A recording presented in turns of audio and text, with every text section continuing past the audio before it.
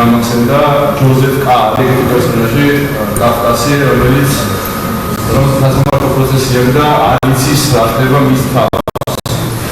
და იმიტომ არ იცის, რომ აი უფრო ზუსტად რო თქვა ეს რომანი იმაზე რომ აი გაურკვევლობა და აბსურდია. თვითონ წიგნი აბსურდია და ამ გაურკვევლობის შეგრძნებაზეა. სუბიექტი როგორ შეიძლება რომ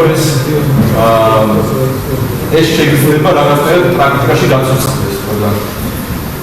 რაღაცნაირად მოხერხდა და ძალიან უცნაური არის და ისეთია რა, საკმაოდ რაღაცნაირად. უცნაური ერთის მხრივ და მეორეს მხრივ ასევე საინტერესო.